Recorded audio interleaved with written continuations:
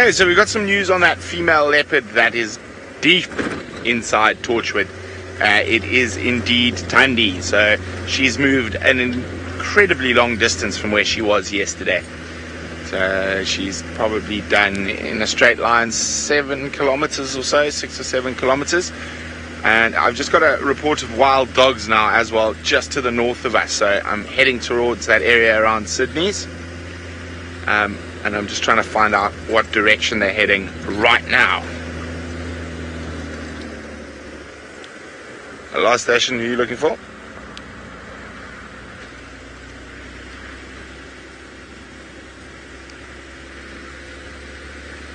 I'm trying to figure out where those dogs are going. Does it sound like they're moving almost parallel to where we are now?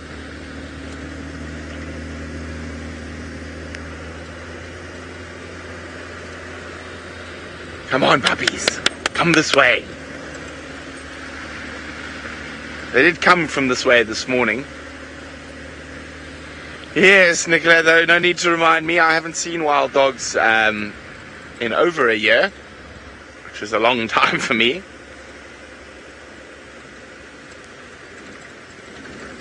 I can't even remember the last wild dogs I saw.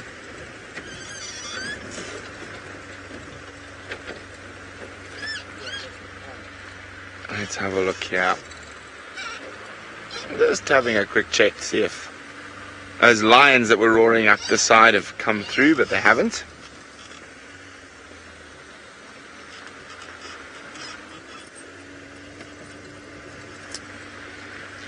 So we're just going to keep cruising up and down the boundary here, just in case.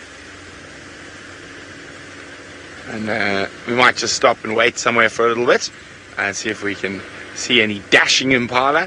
In the meantime, someone who's not dashing anywhere today is Steve. Indeed, we are not dashing, and Sham Sung would like to know what plant or tree has got the most medicinal value, and we just happen to find the sickle bush. Dichostachys cinerea is the scientific name, and I don't know why I'm telling it to you, because I don't actually know what it means. So something I always told my students is never use a scientific name if you don't know what it means, but we have used it, and I apologize for not knowing. But this, to me, is probably the most medicinal plant we find around here. Leaves, bark, and roots can be chewed to soothe diarrhea, also any toothache you might have, potential coughs or sore throat. The leaves can also be used to treat some ear pains, earaches, for example, and they can also be applied directly to the skin for a snake bite or a scorpion sting. You can also powder the root down and make a bit of a snuff, which you can sniff, and that can help with something known as epistaxis, which is a complaint that the body can obviously have, which I am also not 100% sure what it means, but it is very, very useful, all parts of the plant. For wounds, any direct wound you might have, you can either use the fruit, the leaves, or the bark. You can apply it directly to the root, to the wound itself, and all sorts of things. The seeds, you can make an ointment, which can be used apparently when leprosy was a problem. We were able to use it for leprosy. And the leaves, the bark, and the root can also be used as an infusion for abdominal or respiratory ailments that one might have. So it is definitely A to Z of all sorts of common colds, wounds, bites, stings, anything that is affecting the general health of the human. So we could probably call it a panacea, which is a general cure-all. And it's also been known you can smoke parts of the root to cure any cold or problems associated with TB.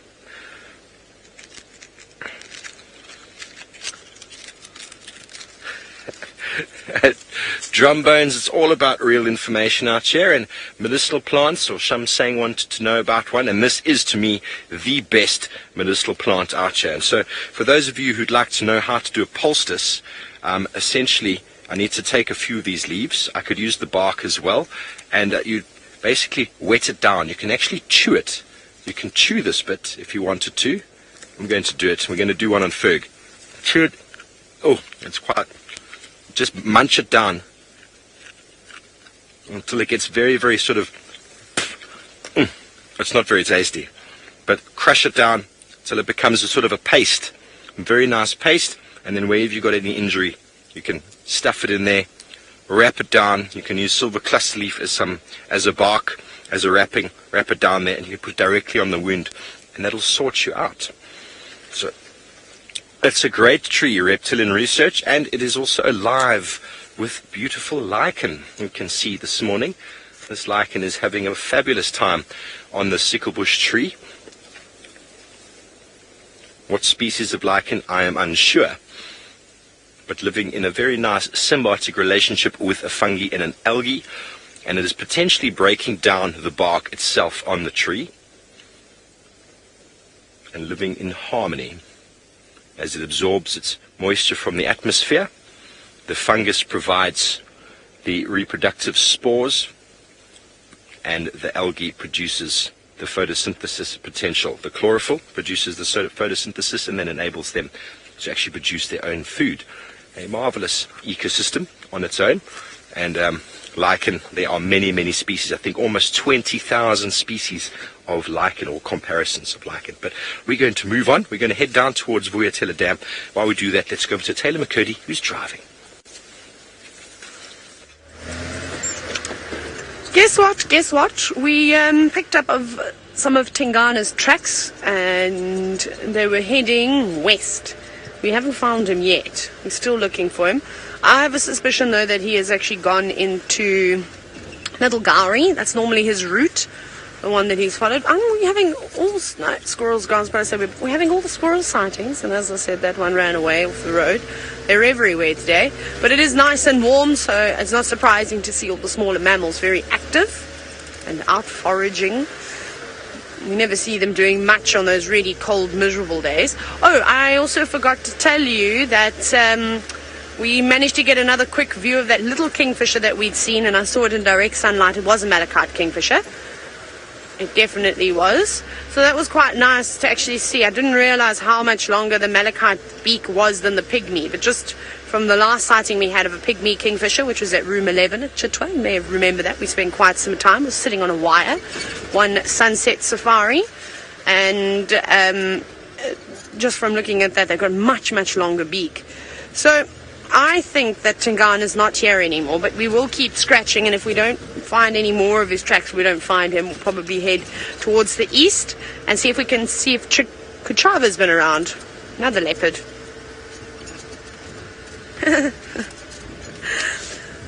Rizzo, the song that I sing in my head while tracking, I don't know, it normally depends on what I've been listening to. I listen to a lot of music. I normally have my headphones in permanently. I was listening to Drake this morning, so it's probably one of his songs that is playing at the back of my mind.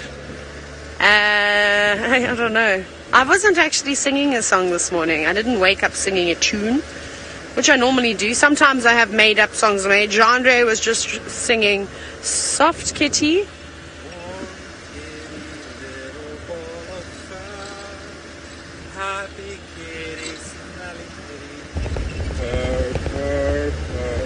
That is what I've been having to listen to this morning.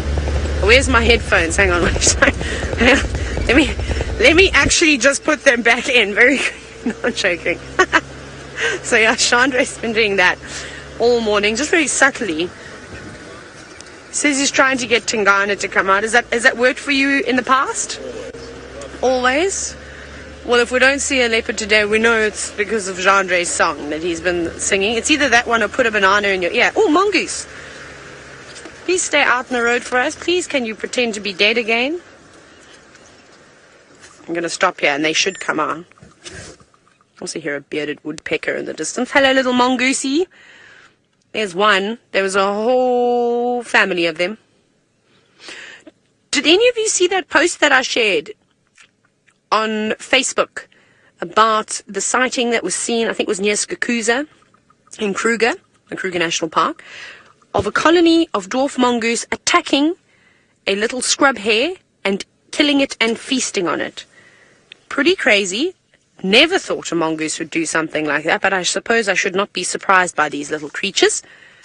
because they seem to be up to no good all the time. So that was quite crazy. I mean, we typically see them feasting on scorpions and crickets and all sorts of centipedes, millipedes, all sorts of insects. Sometimes small rodents. And I'm pretty sure they'd raid a bird's nest that was nesting on the ground if they had the opportunity to. And snakes. Never did I think a scrub hare would be on the diet of a mongoose. So another really, really very sad for the little scrub hare, of course, but pretty amazing to see that such small creatures can take down something quite large. There we go. Now, always will you see yellow-billed mongoose and dwarf mongoose again. Please do it again. Pretty please. I'm begging you. I'll be done. I'll have to go home if this one plays around and sort of does its thing. It's deja vu. Now, of course, most of you have seen that amazing sighting I had of the dwarf mongoose with yellow-billed hornbill, where one assumed the posture of death feigning. Whether it was death feigning or not, I'm not so sure. I just think those legs looked very, very stiff. Perhaps it had seen another member of the mongoose do something like that before and was copying it and trying to work on it. But the thing that mongoose was, it never has to fear the yellow-billed hornbill. The yellow-billed hornbill is not going to eat the mongoose. They have an amazing relationship with one another. And the mongoose wouldn't really want to eat the hornbill because they have that relationship. Firstly, security, an extra pair of eyes and ears. Hornbills are really good and typically quite reliable when it comes to giving an alarm call. And then also, well, the hornbills benefit as the mongoose are foraging through the grass. If they miss an insect or something is flushed out, they're going to race on in there and grab it. So it was just quite cool to see that this one wanted to play with it. And then it did pounce as well at it. But again, it was a young pup, so I suppose you can't talk about the normal things that mongoose do, because you know what children are like. Children do the most bizarre things, and you think to yourself, but why? Like, they do weird things. So young mongoose pups are allowed to do whatever they like, but that was still something really, really incredible to see. Okay, let's have another squiz around here.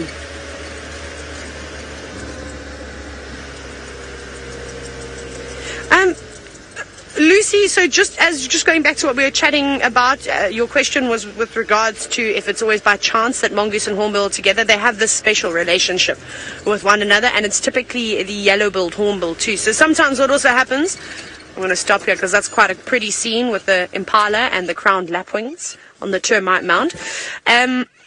Typically the mongoose will even go to the extent of waiting for hornbills to arrive outside their their termite mound that they'll be living in, to know that if it's safe, because those birds come out to sun themselves in the morning, and they'll basically tell them, yeah, coast is clear, you can come out now. The seagulls of the bush cackling away as they normally do,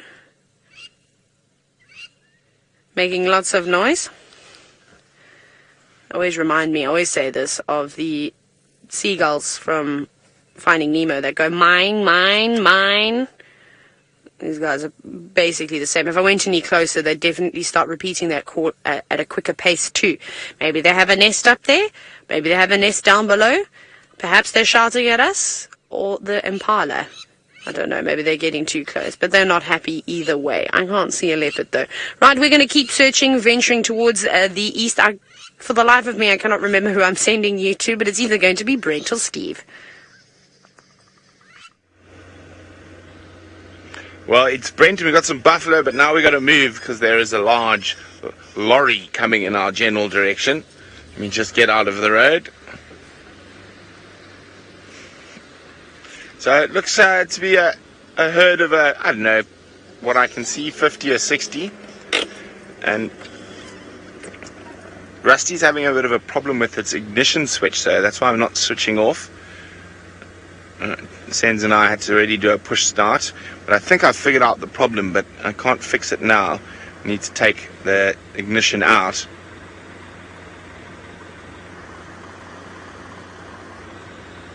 So here we go, there's a buffalo bull. I did see a very small little baby running around in there as well. Oh, itchy snaz.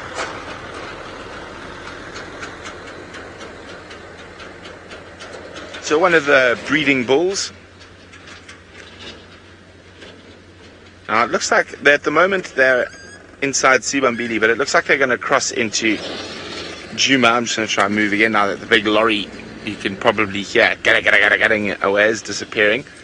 So we'll have a look through some of these gaps. There's quite a lot of them, but they are snoozing at the moment. A lot of them are snoozing. Some of them are starting to wake up.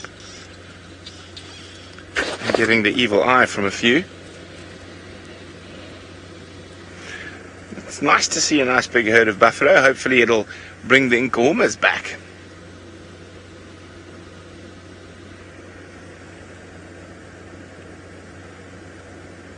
Silly cows. That one's even got a bit of panicum in its mouth. I'm sure Steve showed you panicum grass at some stage today. A lot of animals are really fond of it. Very nice sweet grass.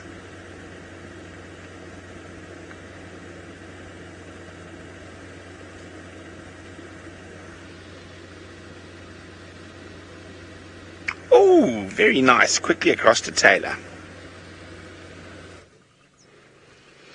I know that there are going to be some of you that are absolutely ecstatic right now because we have a black-backed jackal. I've not seen a jackal for a long time. Oh man, this brings back great memories of my small friends that I used to see often in the Mara Triangle in Kenya.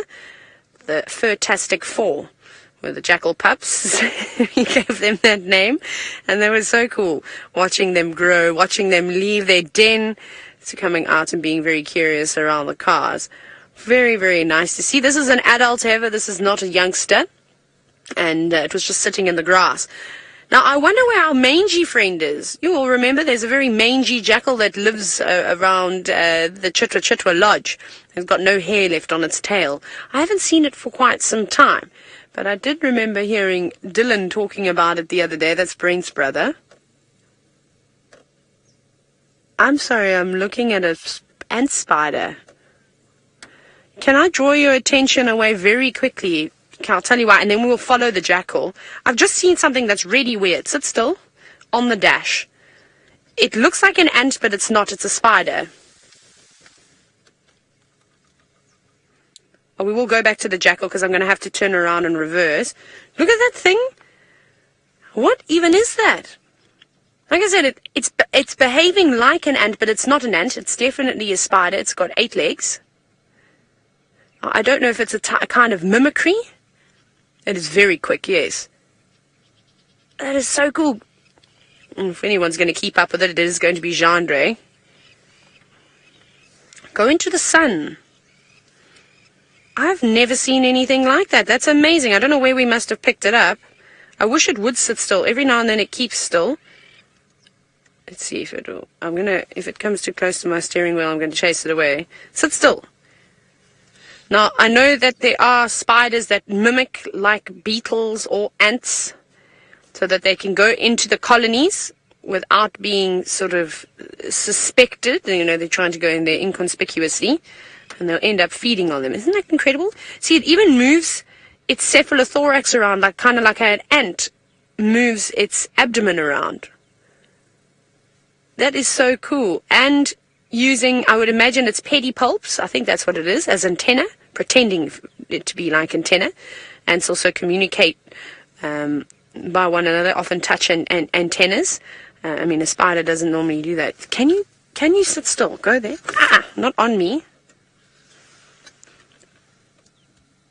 I don't know, it just doesn't want to stop moving. That's the quickest little thing I've ever seen in my life. I don't know if any of you have actually been able to get a screenshot, as it is moving super fast. There we go. Now we've got it sitting still. Very cool.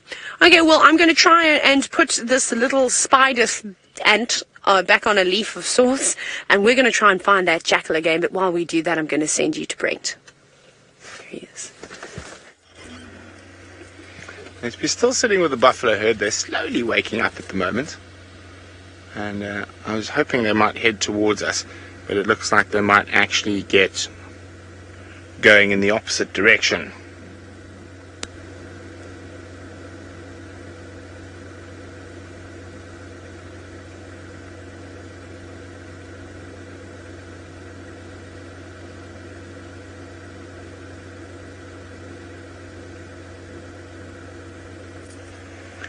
And I said I apologize that I'm not able to switch off my car at the moment. There's a problem with the ignition, so Senzo and I already had to push start down the hill. So that's why the car is not off.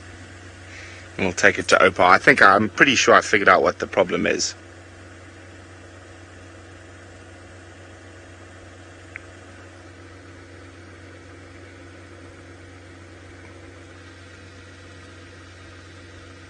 Now, of course, when we've got buffalo around, there's always a chance that the lions are not too far off. Crazy Shady is asking, are lions the laziest of the big cats? Ooh, it all depends on how hungry they are. But generally, yes, they do rest for longer hours than the other big cats. On average, around 20 hours a day. Well, I don't think these buffalo are going to do too much. They just seem to be milling about in the bushes just out of our reach. So I'm going to keep checking our western boundary, see if we can possibly find some cats for cat today. It's been a bit scarce today.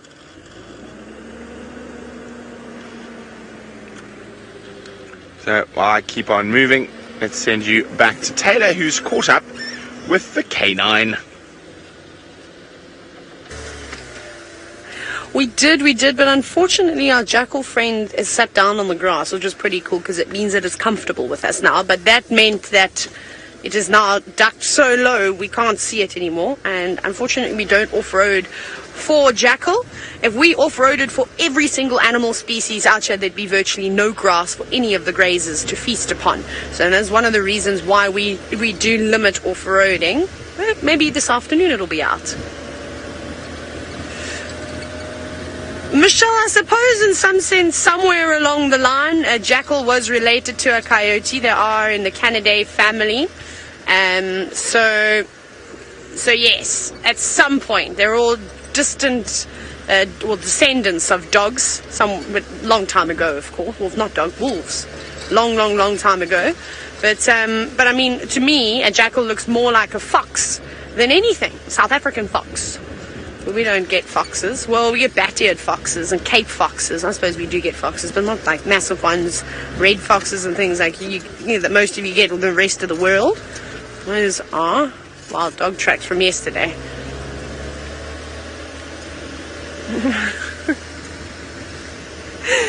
Andy, I feel like the jackals were the only ones that ever listened to me, and because you've said that you missed listening to me read to the jackal.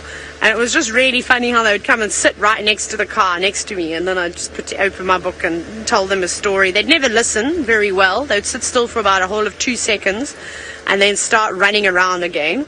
I do miss them, though. I wonder how they are. I don't actually think anyone ever followed up on them. I'm sure they would have dispersed by now and gone on their ways. But wouldn't it be funny if I ever get the opportunity to go back to the Mara and I find a jackal and it comes running up to the car? I probably would start crying. I think that would just be too much. That would be really cool, very special. But I spent almost as many hours with those jackal pups as I did with lions, with the Marsh Breakaway Pride. And I wish we got to do things like that here in the Sabi Sand, but unfortunately the vegetation just doesn't allow for us necessarily to have great views of den sites, not with all this tall grass around. And I think we're going to have a particularly green year this year too. I mean, it's going to last quite a while. Hopefully we get not early rains, but rains sort of arrive on time. We were a bit late last year, if I'm not mistaken. But yeah, it'll be interesting to see what sort of happens. Pity. That was the one of the many nice things about Arathusa is the airstrip and seeing the side-striped jackals. But black-backed jackals are my particular favorite species.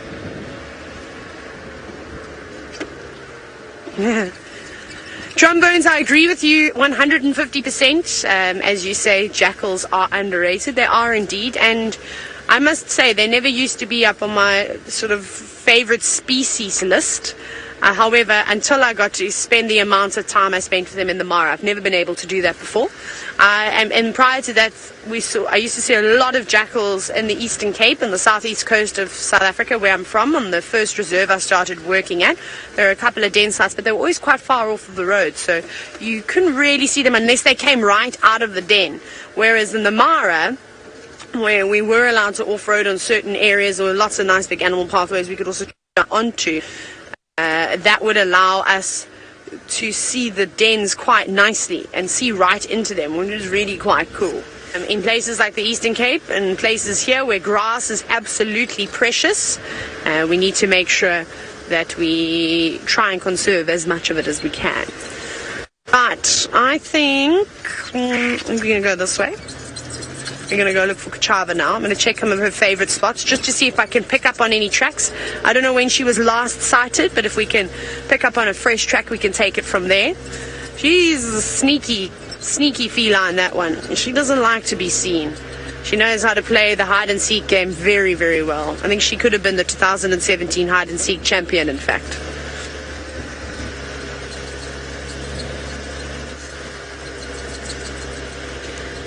Now, just going back to those jackals, something that I've seen them do.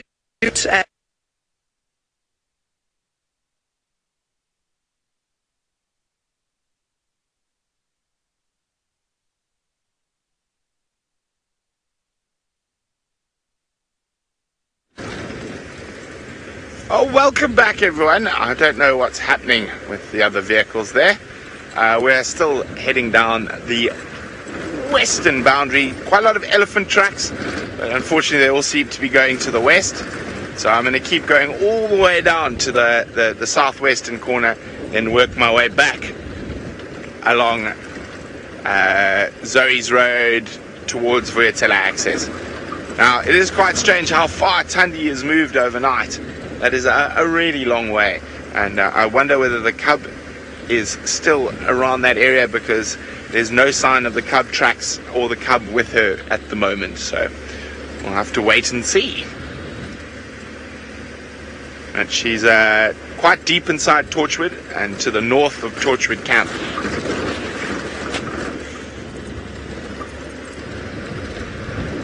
So I'm hoping that this morning the Hokamuri or Shidulu might have come back this way, so I'm double checking the boundary again, and in the meantime let's go see what Steve's found at the waterhole. Thank you, Brent. Yes, we are in the middle of Vuyatela Dam, and although we have had a huge amount of rain, you can clearly see that this dam and the placement of its catchment is not working very well. There's very, very low levels of water in here, although it is a relatively big space. Essentially, this time of year, these waters should be above my head for this dam to have any lasting effect into the dry season. It does not. So, although everything looks green and delicious out there, the drought really does play a part in when the water levels are very, very low. Very difficult for animals to find moisture to drink, and that will affect their movements, no doubt. I mean, Treehouse Dam, Twin Dams also doesn't have an enormous amount of water, so Buffelshoek and Chitwa are still looking quite good, but how long into the dry season will they last? So we're just trying to get around this little muddy patch here without falling in. Yes, Nix, we are on our way to investigate where that impala lies dead in the ground over there, and we're trying not to fall into the mud. I do not want to have another marshmallow this week. Taylor did it 2 days ago on her walk. Yeah, marvelous tracks here of probably a hippo. You can see moving through the grass, or something the size of a rhino. It could be as well, the movement. I'm going to follow this trail so as not to fall too deep. We'd hate to take away the marshmallow award from Taylor McCurdy, who is the expert at falling, and I will make sure I don't by using my stick as a guide. See all the grasshoppers jumping around as we move through. A lot of birds will use animals as like myself. I've had bee-eaters following me before as I walk through grass, using us as the flushing device for moving the insects out the way. These grasshoppers are often very, very camouflaged. If I can catch one. No. Taylor says my commenting and karma will get me. I am very, very aware of that, Taylor. I'm being very kind. I just said I don't want to steal your reward. It's got nothing to do with me being malicious in any way. It's just the fact that I want you to hold on to that for as long as possible. I'm going to be very careful in my walking and in my talking as we approach the last sign of that impala, and it seems as if there is absolutely nothing here but oh, there we go, there's a bone. There's one bone, another bone. So we've spoken about this before, and just the site of the dead impala.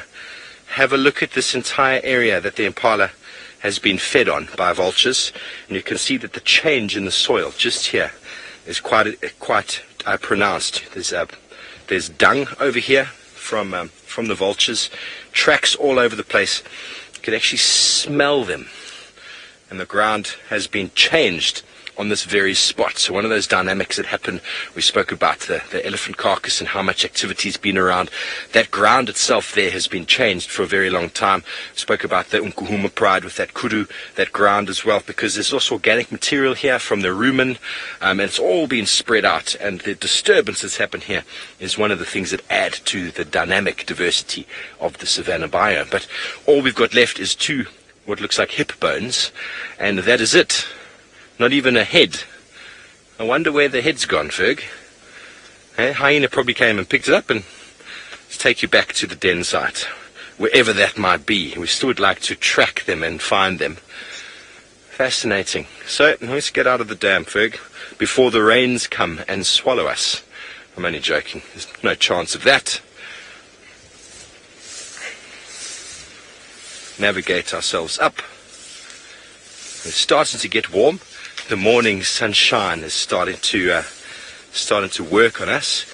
Yes, it is amazing how quickly they disappear. Oh, that is a leaf. That looked like a very camouflaged insect.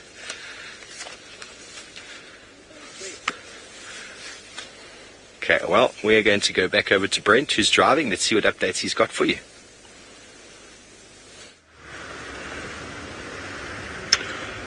Well, I've now got off that horribly corrugated boundary, and there's no sign of any leopards coming in. Hello, Peggy.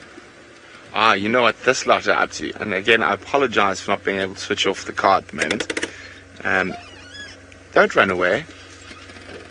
Now, we are right under the big brown ivory tree, and it is fruiting at the moment, so the warthogs are eating the delicious brown ivory fruit.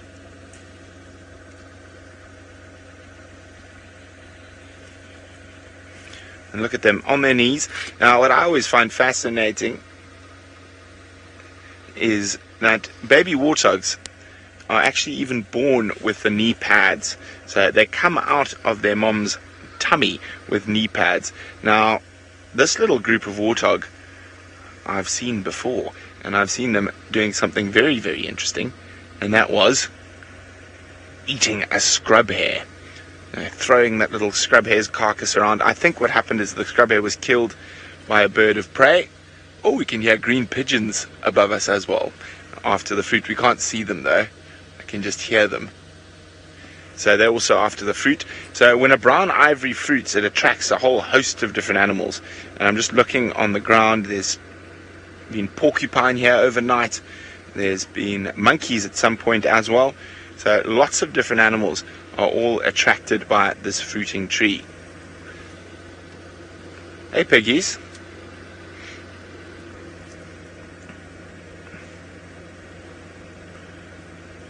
Oh, we've got a punk pig.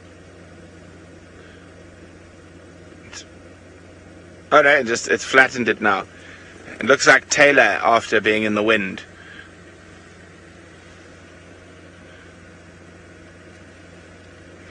Taylor's constantly on about her hair and the wind and what a mess it gets. I think she could probably take some tips from these warthogs about how to brush her hair, groom her hair, because their manes look quite spectacular this morning. The knee walking is really fascinating, Lara, and what a wonderful little adaptation, so you don't get sore knees while you're rooting around for different bulbs and roots. So let's just go to this tree here quickly. That one there, about halfway up the dead tree, just something just zoom in there. I think it's gone now.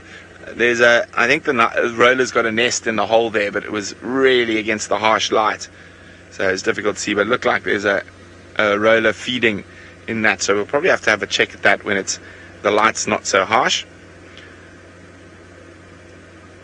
Pigs are busy giving us the evil eye at the moment.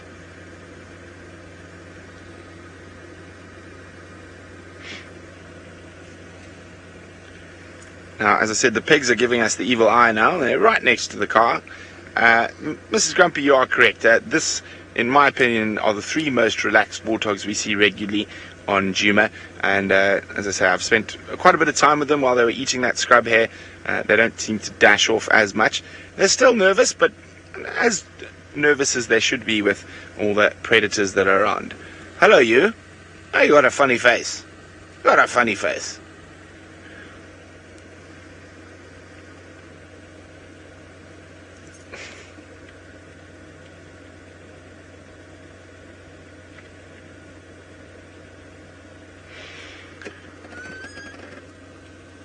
Now, I'm trying to remember, there is a story, Catbrag, an old folklore about why warthogs feed on their knees, but I can't remember it. I can remember parts of it.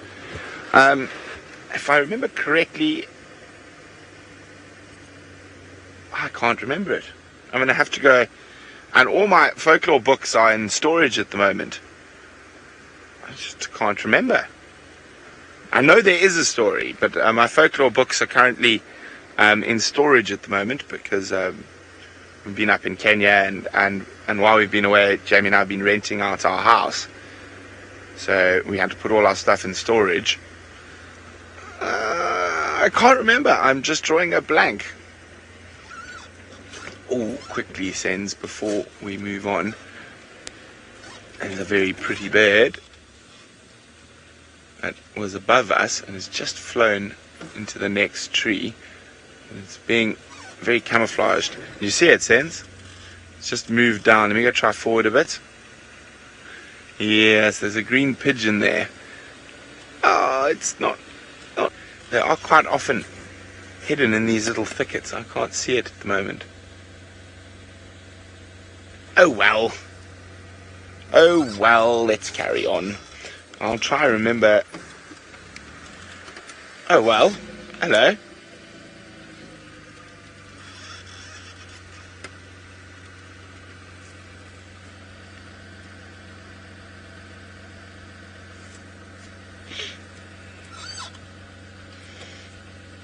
Oh well, oh well.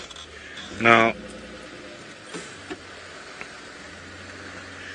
Hokamuri, you sneaky leopard, you.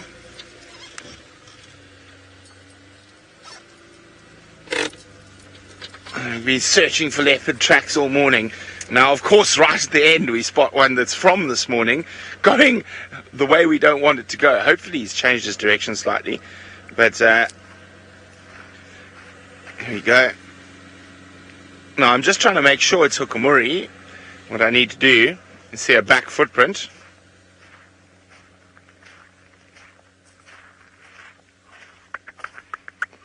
He just came on the road here. So, with Hokamuri, what I'm looking for, I need the back. Yeah, there we go. The back right toe, there's a little kink where he's got an injury.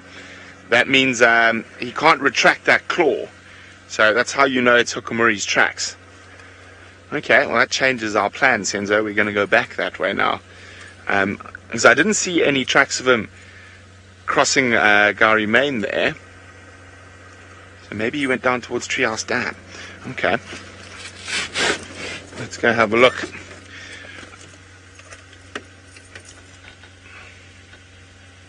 Now, of course, green pigeon just calls to irritate me.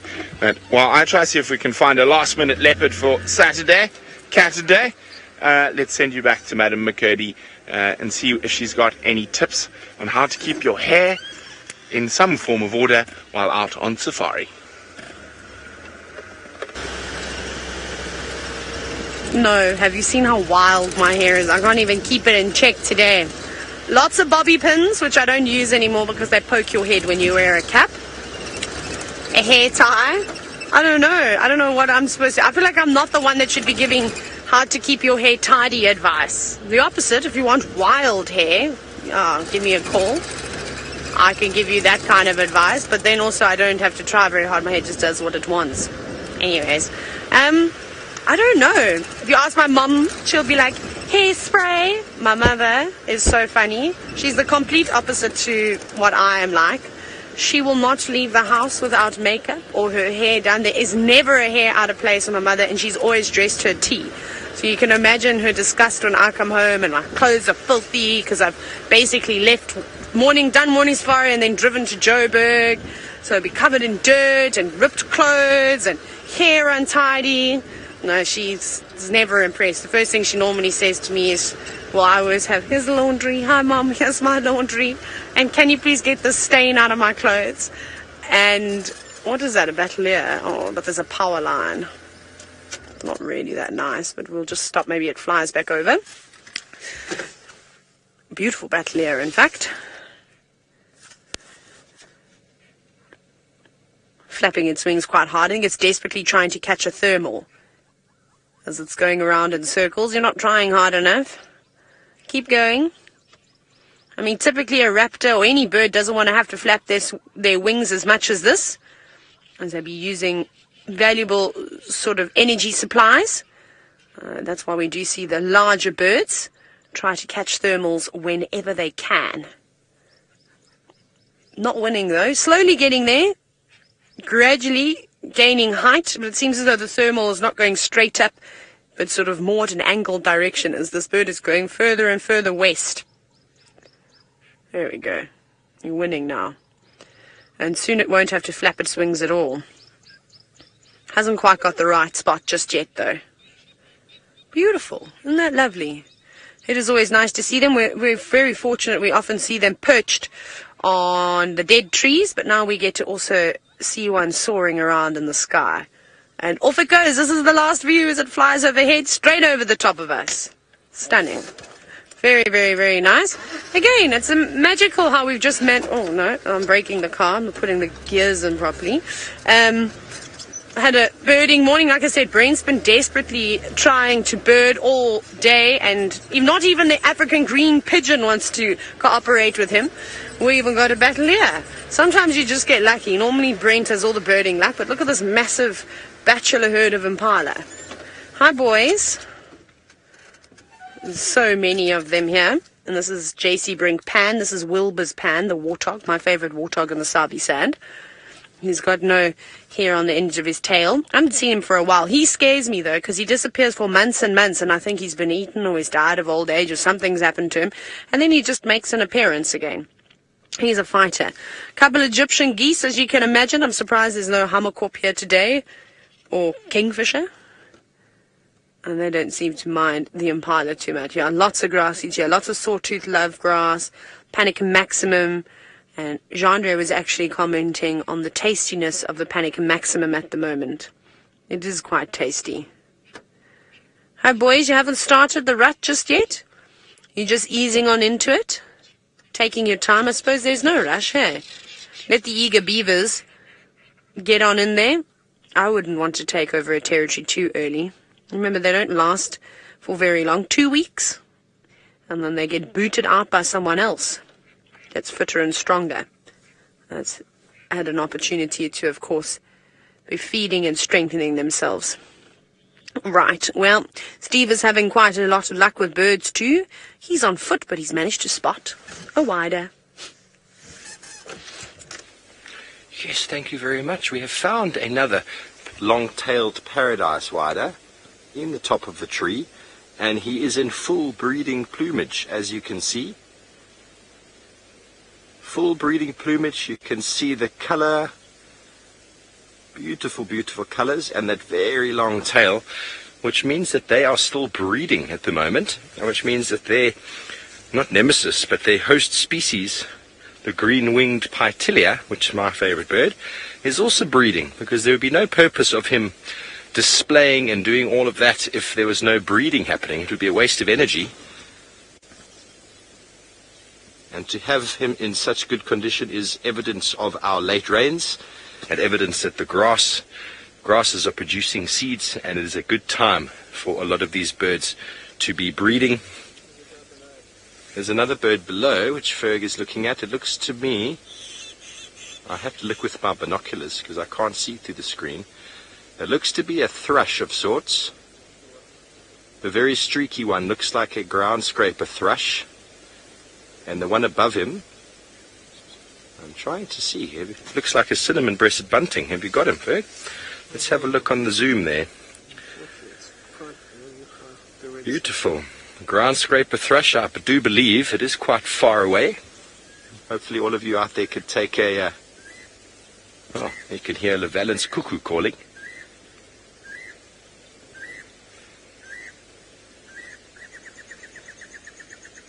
Another brood parasite. Yeah, definitely a ground scraper thrush, the one with the streaky chest. And the one behind, I can't clearly see him. Take your screenshots. Take your screenshots and let us know if you know what it is. It is a little bit far, but I'm going with a cinnamon-breasted bunting for the back one. Golden-breasted, but I can't see him too clearly. It is indeed a marula tree with no leaves, Nix, and it is evidence that the water table itself is dropping, or that the marula is dead. I don't think it is dead. It is the top of the landscape, and it's possible that that marula has just lost access to the water, and something that a tree will do very quickly when it has no more water is drop its leaves so as to store everything that it still has inside. Quite a beautiful specimen. We are back on quarantine, the open area just south of our camp, and there's a marvelous amount of birds in the tree. Also at the top left there you can see, we're going to the hornbill. There we go, beautiful hornbill, busy preening as it watches over its territory. Yellow-billed hornbill, cleaning all the parasites out from inside the feathers.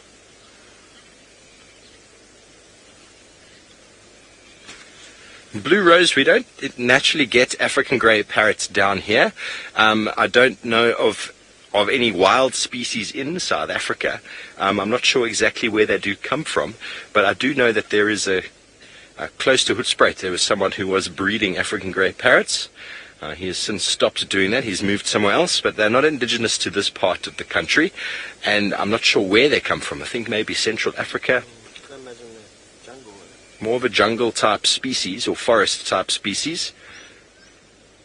Here the Llewellyn's cuckoo again here. Of course he stopped as soon as we started to listen. Okay, well, I did find a herb. Someone was asking me about herbs, so I managed to find one of these beautiful wild basil species. And those of you who've ever grown basil will know that this typical type of flower structure is very common to basil. And you can use the leaves to cure earache. It's also good for wounds, and it works as a very good insect repellent as well. So quite a natural plant. It grows very well in obviously in the summertime with the rains, and a lot of these plants are regrowing again because of our late rains. You can actually see some new growth on the tip there, when they should all be sort of wilting and dying. Once they drop the seeds are housed inside. Let me just grab it off. The seeds are inside there. Yeah, the Llewellyn's cuckoo behind me. There are some seeds inside there, and they will fall down into the ground. And we call this an annual plant because they grow with the rains and they'll form seed, and the next season they'll come out again. But a marvelous smell. They do really smell quite nice. And another bird has landed in the tree here. We've got a green woodhoopoo. It's just landed in the tree. Let's see if we can get him. It was just one individual. Oh. Goes the shikra. Another small raptor. Two of them flying. I don't know if you're going to be able to get that. I could just hear it calling. There's two of them having an aerial chase. Oh, there they go. I don't think you were able to get that, Ferg, did you? About two frames.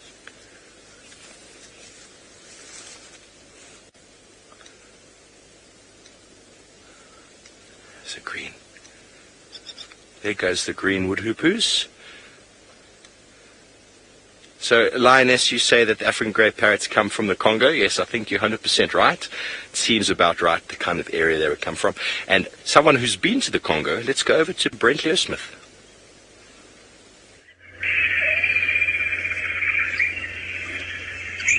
Listen to this. It sounds like we're in a Central African rainforest. And we're listening to African grey parrots at the moment. Lioness, yes, they do occur in the Congo, but their range extends quite beyond that. They go from even northern Angola, right up through the Congo Basin, Central African Republic, Gabon, Cameroon, Ivory Coast, around into West Africa, and then through all the way into East Africa. They actually even occur in Kenya. A very small population occur in Kenya. As a general rule, you can use the sort of Lake Victoria, the western bank of Lake Victoria, as their most eastern boundary. But then they do occur around. Oh, let's listen to it again. It's so nice. Oh, come on. And they do occur into Kenya, just north of Lake Victoria, in the forested areas and wetter areas. So they've got quite a wide distribution.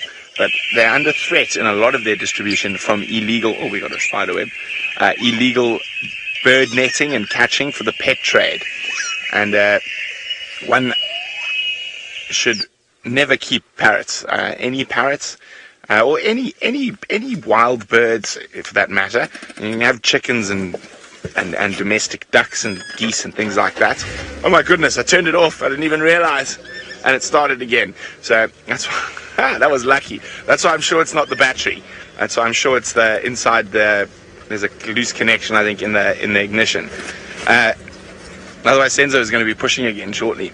So, keeping, especially birds like parrots, which are incredibly social, and they need a lot of stimulation, and they get stimulation from other parrots within the community.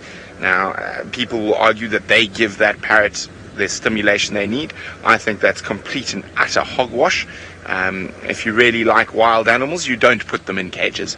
Now, that illegal bird trade annually probably accounts to well over 2 million deaths of all various forms of wild birds, and the parrots and in particular seem to have one of the higher mortality rates in the wild bird trade.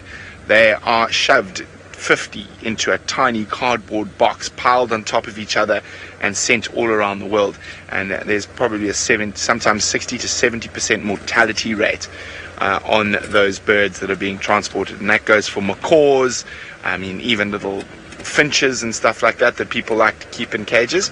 There's nothing nice about keeping them in the cage, or nothing nice for the bird. People just do it for themselves. There's no actual reason to keep any of those incredibly beautiful and complex bird species in a cage. If you want to go see an African grey, book a trip to the Congo. Or Gabon. Or Uganda. We saw them in Uganda, Jamie and I, when we were on holiday there. It was Jamie's first African grey. We saw them in Ginger.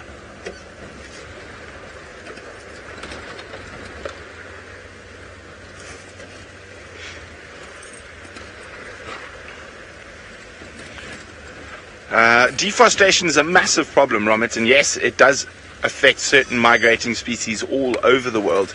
Hello. Why did I do that again? No, it's not starting, and I think they might have seen a leopard, or they're just being paranoid. We're on a little bit of a slope.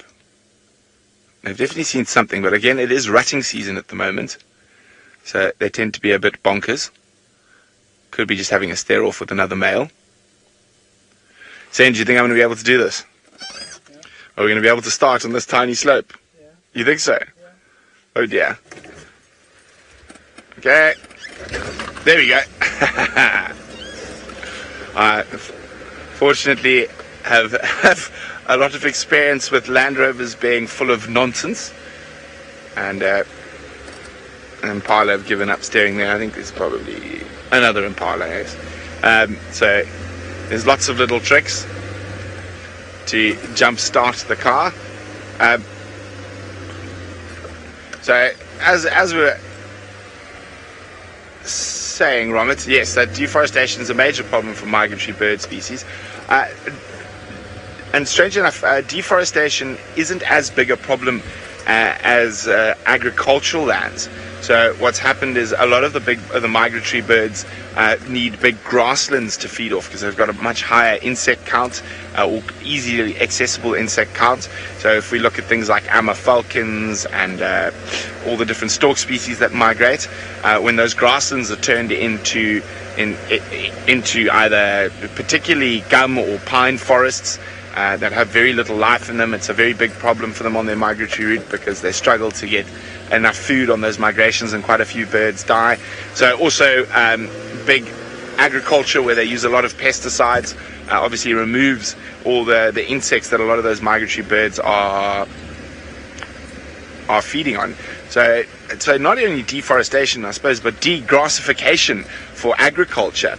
Now there's obviously a lot of debate with the meat industry and all sorts of stuff at the moment, but a lot of the things that the vegans and whatnot forget, that if you had to plant enough vegetation only or sort of maize or whatever the vegans eat to sustain the current world population, it would actually have a far more detrimental effect on the environment, because those generally they are single species crops.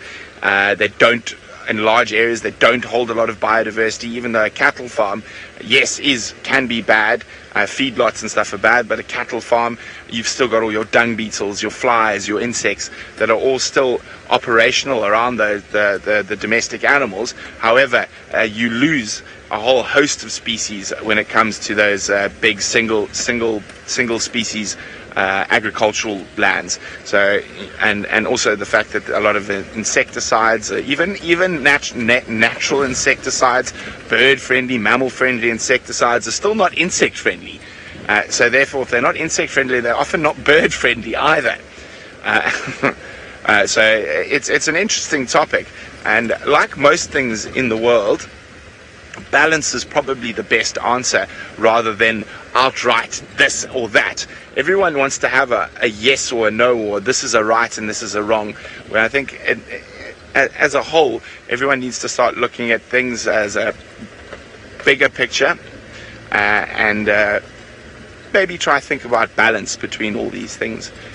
Just a little food for thought at the end of a very quiet Saturday cat day. No cats, but let's go see what Steve's found on foot. Thank you, Brent. Yeah, it will be our last closing segment, and I wanted to leave you all with a thought. Have you hugged a tree today? And if you haven't, why not? Trees are marvelous creatures. They speak to us, they feed us, they provide us with oxygen. They look after the soil, they look pretty. We find leopards in them, especially this type of one, a marula. So, if you haven't hugged a tree, you should go do it right now. They have got lots of energy, very powerful beings. It'd be amazing to be a tree for a while and just to see what they see as the landscapes change, as the winter comes, as the summer comes, as the impala lamb. The stories these trees could tell, marvelous. And this giant marula is very, very good for shade. And you'll find lots of animals underneath it and lots and lots of activity, as we always do. And it's goodbye from myself and Fergus. Have a beautiful morning further. And on that note, we're going to go over to Taylor. Goodbye from me. Oh, you won't believe what we just had for you. We had a brown-hooded kingfisher, but in typical brown-hooded kingfisher fashion, it flew away as soon as Jandre put the camera on it. I don't know if they feel the glare of everybody watching them.